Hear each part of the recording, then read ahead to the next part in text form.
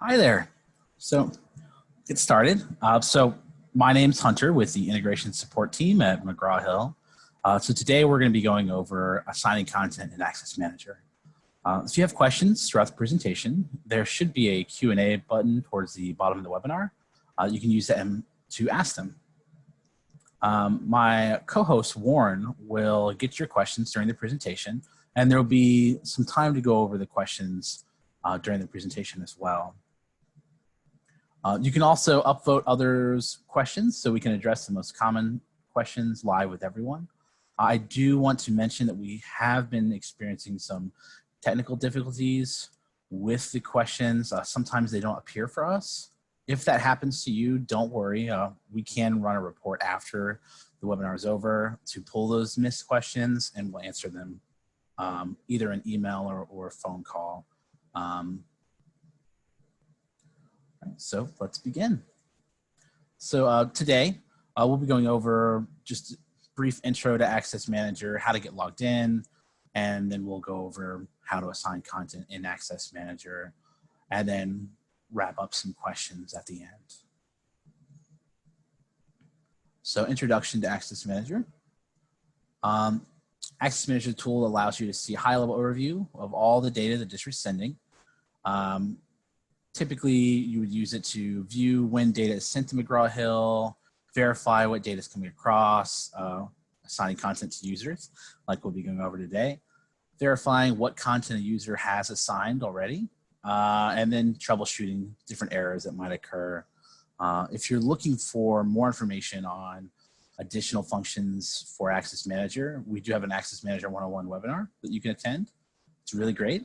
And if you're looking for troubleshooting errors, we even have one for that. So logging in Access Manager. So there's two ways to log in Access Manager. You might have an account through access.imageeducation.com, in which case you go to the website, you log in with your email and password. If you have a ConnectEd account, an admin account specifically, you can access it by logging into your admin account and clicking the Access Manager button. You can see that pictured there, and go ahead and show you what it looks like when you click it. So one important thing to note is that you need to make sure you have your district selected in the top left. If you're associated to a school and a district, this won't appear if you have the school selected. So you can see the difference button appears, disappears. So when you click Access Manager, it opens up in a new tab, signs you into the account, and you can begin to see everything.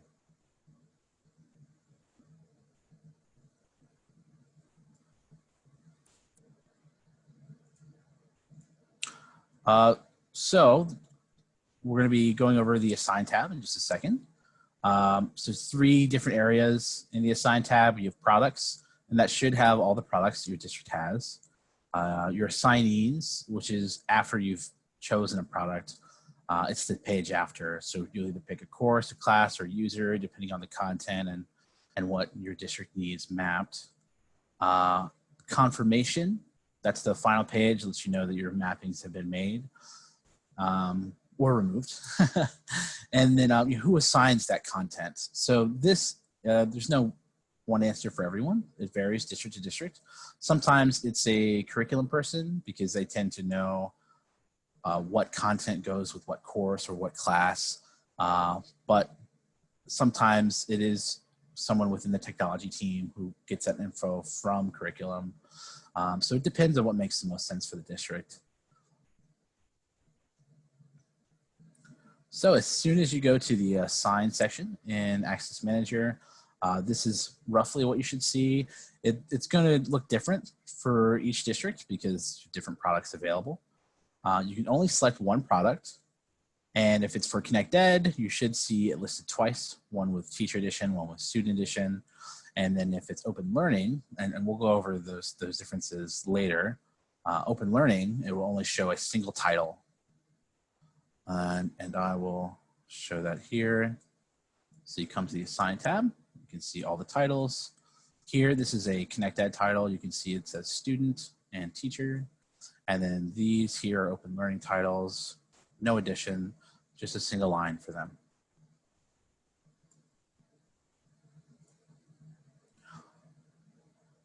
but you would just select a product there and click next, and it will take you to the next screen. So I'll show you that real quick. Right, this is the next screen. We'll go over that in just a second. So how do you make sure that your product list is accurate? So there's a couple different ways you could do this, but it's all within the Manage Products section. So the list should be accurate unless you have brand new content. Brand new content added to your account doesn't show until the next time an upload or a sync occurs. So if you don't see something and it just got added to your account, if you can upload data, it should appear. But if it doesn't appear, you can always reach out to us. And you can access your product list from your admin account as well. So if you click Manage Products instead of Access Manager, it'll open up in a new tab, and you'll be able to see all of your master codes here, Teacher Edition, Student Edition. If you see this and you need the master code for some reason, that just means you need to click the plus sign and it'll appear here. And then another great thing about this is you can also see what users have it assigned. And if you're checking the redemption code list specifically, you can see how many students each user has. So when you click this, this will appear. You'll be able to see the master code, the redemption code, which is different for each teacher, the number they have redeemed, their name, just about all the info you need to find out.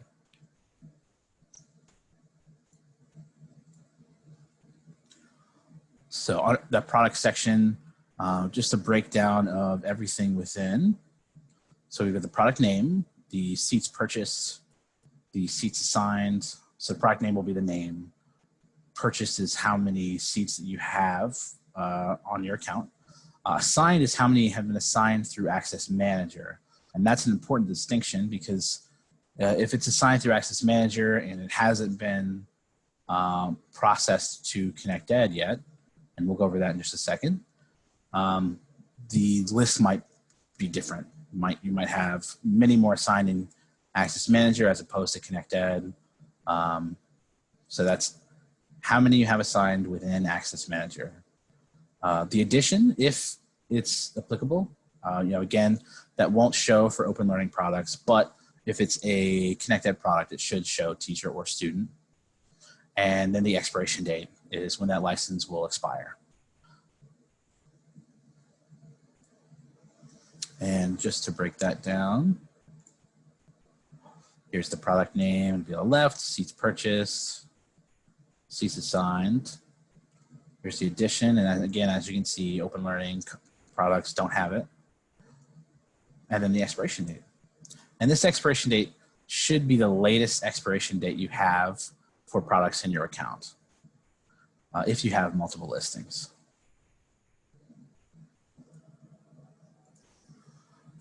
So open learning programs, what are those? How could you tell? A couple different ways. One of the biggest one would be that you only see them listed once without a teacher or student edition tag in Access Manager. That's probably the best way. And then just some titles that are open learning, Impact Social Studies, Inspire Science, Alex, Redbird. Those are all through open learning. Reveal Math, StudySync 2021, which is a newer version of StudySync. And then another great thing is even though it only appears once in the list, when you assign it, students get access to student version, teachers get access to the teacher version. It doesn't, you don't have to assign each separately, and it just knows which one to give to them based off of their role in the system.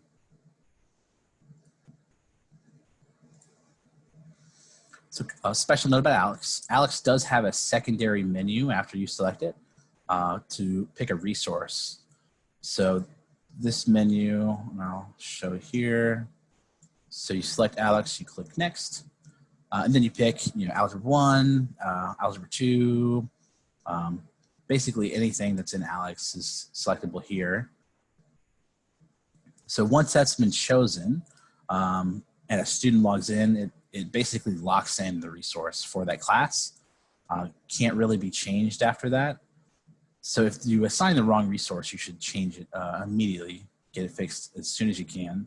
Once a student logs in, a completely new class would have to be created, or you'd have to use subclasses. Subclasses definitely recommended, but that still has to be set up by the teacher manually. So subclasses is how you would change the resource associated to students and Alex after it's began.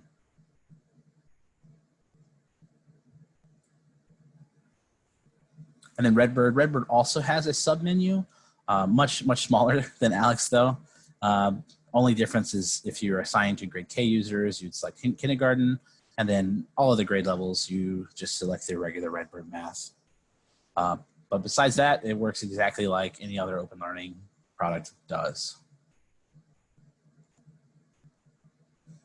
Right, so let's take a moment to see if there's any questions.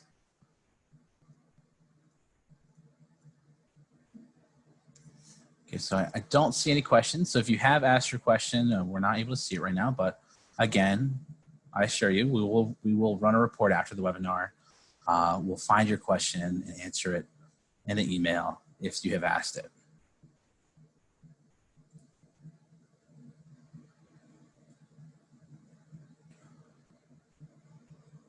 Okay, so the overview tab. So after you have selected your product, you'll be at the overview tab. So this tab has a lot of different things. There'll be a drop-down menu to select course, class, or user. We recommend course because it's typically the quickest. Class is still a great option, and it does depend on your district's data on which is going to work best.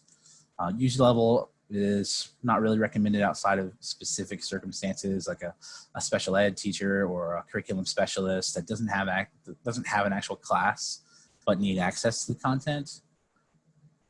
And then you can choose as many courses or classes, users as necessary per product, and then click assign to finish. So we will go through that here. So I'll assign this one. So click next, and we can see course, class, and user. So if you are assigning the course, any class associated to that course will get access to it. So if you have in English 1100 at 4 different high schools, and every class in each of those high schools uses that course, they're all associated to it. When you assign it to course, it'll hit all of those classes. If you go by class level, you're assigning it to specific teacher classes, you can see the teacher's name. And then user level, these are specific users. There's a pros and cons for that. But this would typically take the longest if you were to do user level mapping. And then you just make your selections and click assign, and it'll take you to the next screen. And we'll go over this screen in just a moment. So let's go a little more in depth about the pros and cons of each assignment. So courses encompasses multiple classes, least amount of effort, it's fastest. We talked about that. One of the cons about that though, you're selecting a large number of users, can't really narrow it down very much. One thing that is possible to narrow it down by is by school. So I mentioned earlier, English 1100 course at 4 schools. What if only 2 of the schools used that product? So if you see here on the right, there's an assigned school tab. If you click it, you could filter out 2 of the schools and assign it to the other 2. By default, all schools is selected. So if you don't have that scenario, then you can just completely ignore that section. But it's really great if you need to filter a product down to a handful of schools. If a school doesn't have the product or doesn't have a class with that course and you assign it at the course, you don't have to worry about changing that either. That's a common question that comes up all the time. And then classes, much more precise. Another really great thing about classes is you can see what you're assigning it to in detail. You can see the teacher's name, the name of the class. That's the biggest pro, in my opinion, about classes. But it is typically more time consuming than assigning at the course level. And if you don't reuse the classes, then you have to do that mapping every year. If you use the same courses year to year, you may only have to map it once and then it's set until you get new content. User level mapping, perfect for users that can't be assigned to course or class. But most important thing about user level mapping is it does not roster classes in ConnectEd. It's of course also very time consuming. You have to select every single user you have. Depending on the size of the district, you could end up selecting tons of users. And it can create various undesirable issues for users that already have content assigned somewhere else. The next slide, we'll go over, we went over the school section, the course and class. I think we demoed all of this already.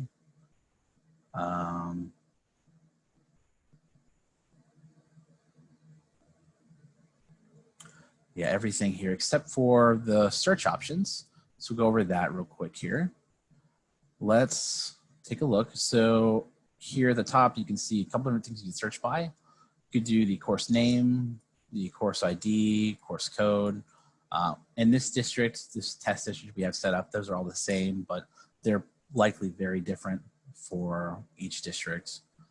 Classes, you can search by the class title, the ID, the school, or the teacher's name, last or first. And then user, you can do last name, first name, user ID, or role. I don't imagine role would be too helpful, but you could assign something to every single teacher that way if you needed to.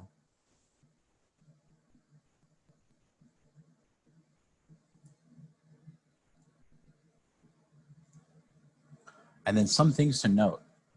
So connected content can be assigned to the course, class, or user. And you need to assign both the teacher and the student edition. It's okay to assign a teacher edition to a student. They won't actually get it. Open learning content. So this content can only be assigned course and class level. And that's because the licensing and rostering works a little differently than ConnectEd.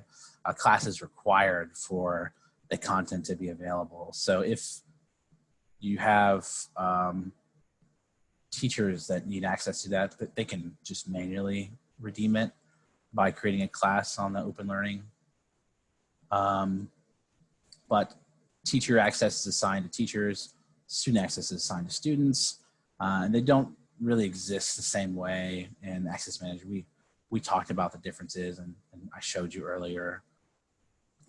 Again, it's the major difference is just one line, no marking for teacher or student edition. And in general, if a content's assigned at a higher level, you can't manipulate it for the same content class combination at lower levels.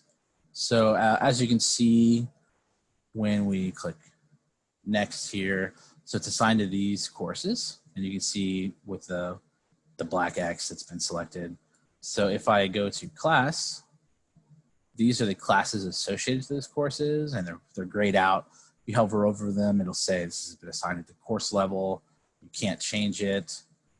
That's because it's already assigned to it at the course level. And the same thing with users. I can't assign it to this user manually because it's been assigned at the course level.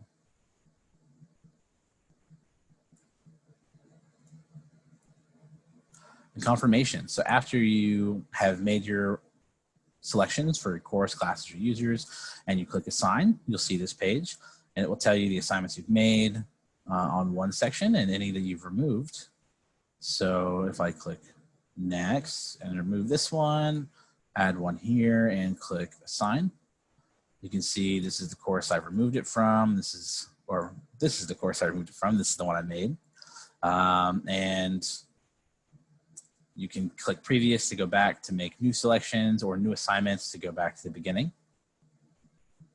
If you assign something in ConnectEd, if you teacher edition or student edition, you'll see the other edition towards the top with a yellow button, as you can see here.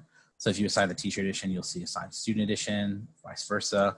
If you click that button, it will assign the other edition to the same selections you made. So if you assign the teacher edition to all the classes that need it, if you click assign student edition at the top, it'll assign that as well to all the same selections.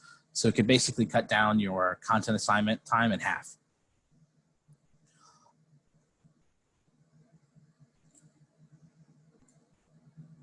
And then some final things to note: connected content.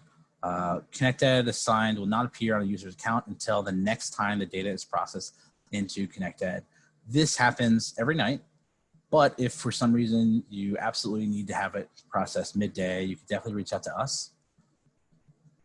Open learning content. This will appear on a user's account about 15 to 30 minutes after you've made the content assignment. It's normally pretty quick, but if it's not in there by then, definitely reach out to us. And then what about unassigning content? Same way that you assign content, you unassign it. And I showed you just a moment ago when I removed this one. But again, you just select the content you want to remove the assignment for, click next. You remove the X, you click assign, and it's removed.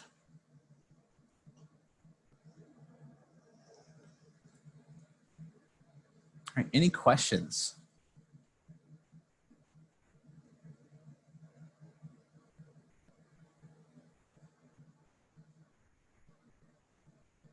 I don't see that any have come through. So, again, if you did ask a question, we will get to it after the webinar. We will run a report to find it. If you or your district have any questions regarding Access Manager, please contact our team using the information below.